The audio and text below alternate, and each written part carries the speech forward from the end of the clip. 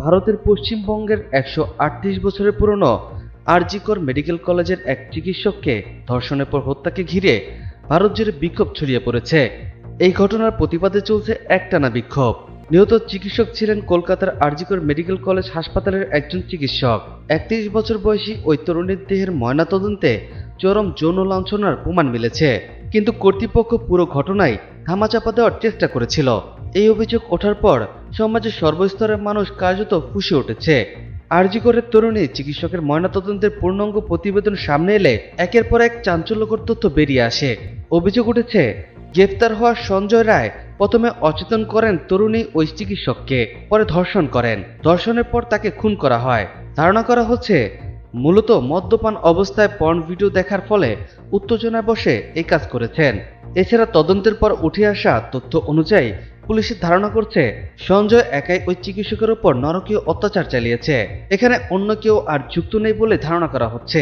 গত ৮ই আগস্ট রাতে টানা ৩৬ ঘন্টা অন কল ডিউটিতে ছিল তরুণী চিকিৎসক। রাতে প্যারিস অলিম্পিকের ইভেন্ট টিভিতে দেখে অনলাইনে আনানো খাবার সহকর্মীদের সঙ্গে খেতে চারতলায় পালমোনোলজি বিভাগের সেমিনার হলে কিছুক্ষণের জন্য বিশ্রাম নিতে যান তিনি। পুলিশ জানায় কিছুক্ষণ পর ওই ঘরে ঢুকে সঞ্জয়। সেমিনার হলে ঢুকে দরজা বন্ধের চেষ্টা করেন। লক খারাপ থাকায় দরজা বন্ধ করা যায়নি। প্রথমে তরুণী চিকিৎসকের গলা টিপে ধরেন অভিযুক্ত। ঘুম ভেঙে গেলে তিনি সঞ্জয়ের মুখ চেপে ধরেন। এই কারণে সঞ্জয়ের মুখেও একাধিক ক্ষতচিহ্ন রয়েছে। সঞ্জয় মুখ চেপে ধরেন ওই চিকিৎসকের।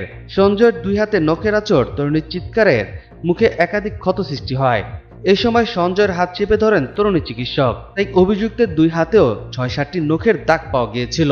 পুলিশ ধারণা করছে ধস্তাধস্তির জেরেই চশমার কাঁচ ভেঙে যায়। সেই ভাঙা কাচে তরুণীর চোখে আঘাত লাগে, এতে রক্তপাত হয়।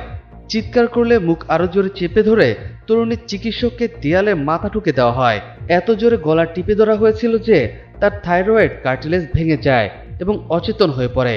সেই অবস্থায় তার পোশাক খোলা হয়, চালানো হয় বিকৃত যৌন নির্যাতন। এরপর মৃত্যু নিশ্চিত করতে শ্বাসরোধে খুন করা হয় ওই নারী চিকিৎসককে। পরদিন সকালে জুনিয়র সহকর্মীরা ওই হলের ভেতরে তার অর্ধনগ্ন মরদেহ পড়ে থাকতে দেখেন।